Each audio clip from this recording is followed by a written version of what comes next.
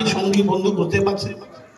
আমরা একসঙ্গে দীর্ঘদিন কাজ করেছি, উনি শ্রমিক সংগঠনে কাজ করে এবং আমরা একসঙ্গে ট্যাক্সি ইউনিয়ন থেকে শ্রমিক সঙ্গে অনেক কাজ করেছি। আগে সবার আগে বাংলার নববর্ষের আপনাদের সকলকে শুভেচ্ছা এবং আজকে অক্ষয় তৃতীয়ার দিন। আমিও কিছু না কিছু ব্যবসা করি, গাড়ি ঘোড়া যে একটা কেনাবেচা করে পরিবারকে নিয়ন্ত্রণ করতে হয়।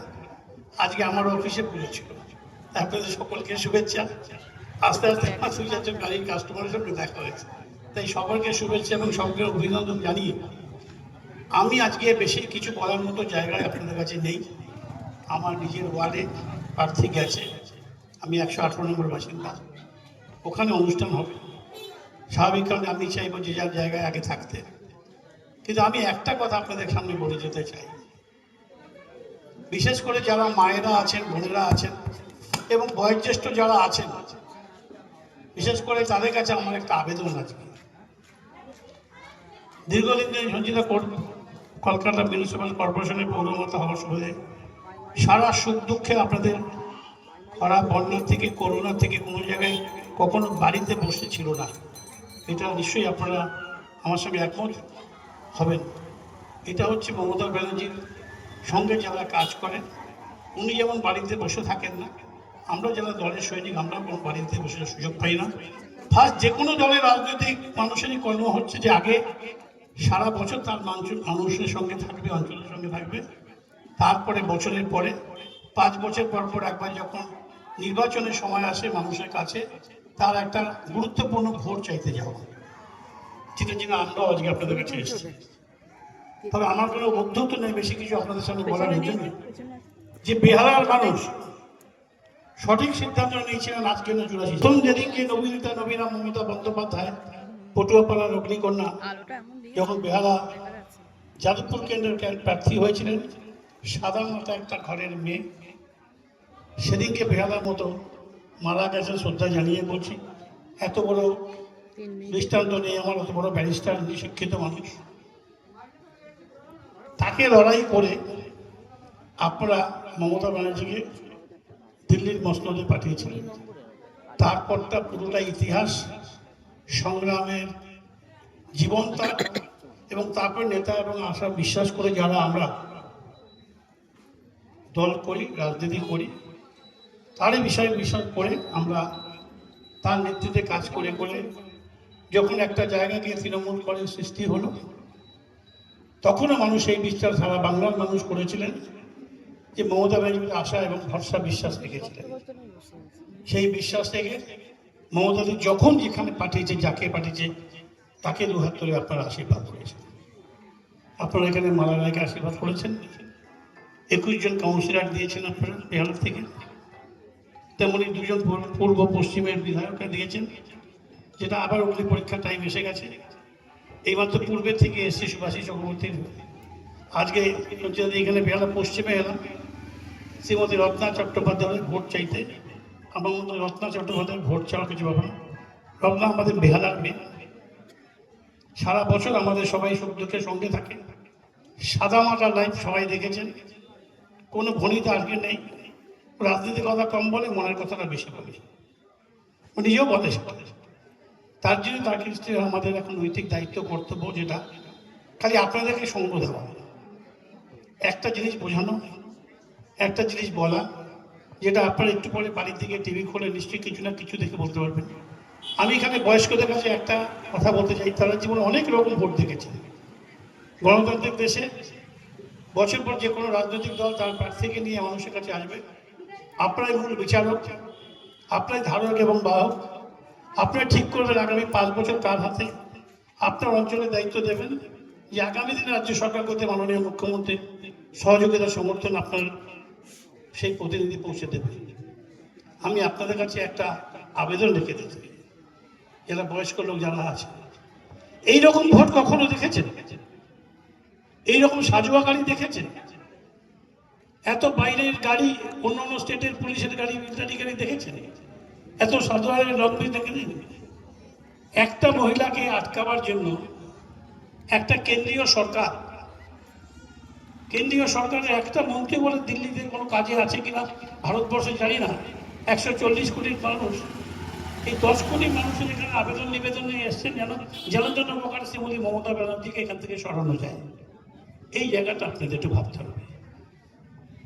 কি আছে মমতা ব্যানার্জি?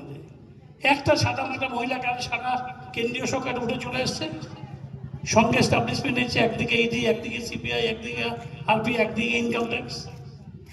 কোনোদিন শুনেছেন যে প্রার্থী প্রচার করতে গেছে তার পেছনে ইডি চলে গেল? কিছু পেলেন? কিছু পেলেন?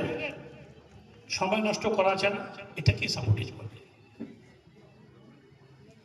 তাই যারা আপনারা সুচিন্তিত নাগরিক, তাদের সঙ্গে বেশি কিছু বলার মতো জায়গা বা উদ্যোগ আমার নেই। আমি খালি আপনাদের কাছে আবেদন করব, দয়া করে কিছুদিন আমরা টিভিটা দেখব। কেন কোনো মিডিয়া বন্ধু থাকলে ভালো করে শুনবে। মিডিয়া বন্ধুরা কখন কাকে কি বলছে, কি রাখছে না, কিছু বোঝা যাচ্ছে না। তাদের ছেলে মেয়েদের কি শেখাতে জানে না, এছাড়া কি আর কোনো ভালো কাজ নেই? কটা মিডিয়া মমতা ব্যানার্জির 104টা উন্নয়ন প্রকল্প গত 15 বছরে উনি স্থাপন করেছেন। কেন্দ্রীয় সরকারের অর্থনৈতিক চাপান উত্থানের মধ্যেও সেদিকে যাচ্ছি না। তারপরে ভদ্রমহিলা তার দৃঢ়তা, নিষ্ঠা, ভরসা এবং মানুষের জন্য করার একাগ্রতা থেকে আমার দৈনন্দিন জীবনে এমন কোনো ব্যাপার নেই আমি একটা ব্যাকআপ দিচ্ছি, সব আপনারা জানেন। সে ভদ্রমহিলা তার চেষ্টা শেষে করেনি। তাই আজকে আপনাদের কাছে একটাই আবেদন রেখে যাই, একটা ভোট। আগামী 5 বছর আমাদের পশ্চিমবঙ্গের ভবিষ্যৎ কী হবে? একটা ভোট আগামী 5 বছর আমাদের নিরাপদ থাকিয়ে দেবে।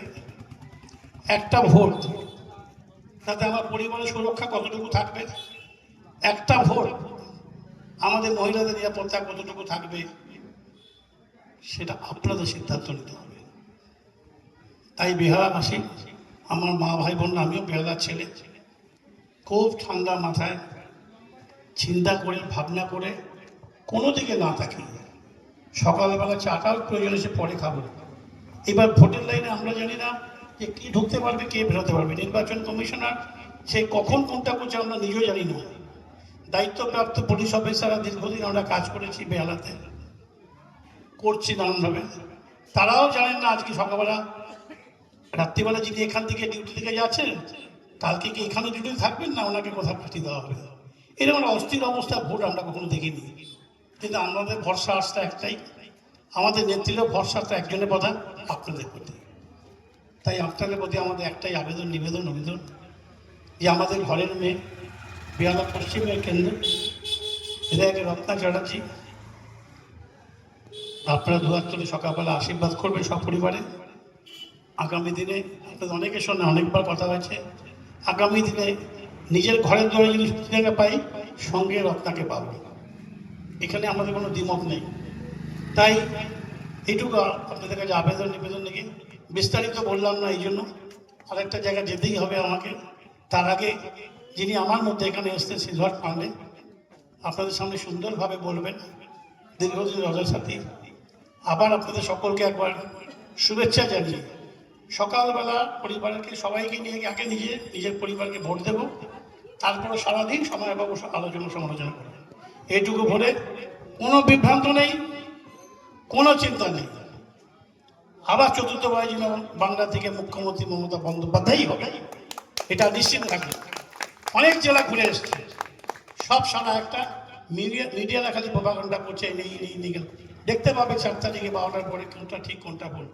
বাংলার মানুষ সুন্দর বিচার করবেন, সুন্দর রায় দেবেন।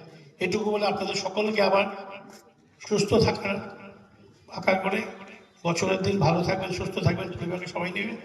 আমরা সুস্থ থাকার জন্য সবসময় আপনাদের পাশে থাকবো, এটুকু অঙ্গীকার করে সকলকে ধন্যবাদ জানিয়ে মমতা ব্যানার্জি জিন্দাবাদ, অভিষেক বন্দ্যোপাধ্যায় জিন্দাবাদ, আর সবার আগে আপনাদের নামে জিন্দাবাদ দিয়ে জয় বাংলা, জয় বাংলা, জয় বাংলা। ধন্যবাদ, ভালো থাকবেন।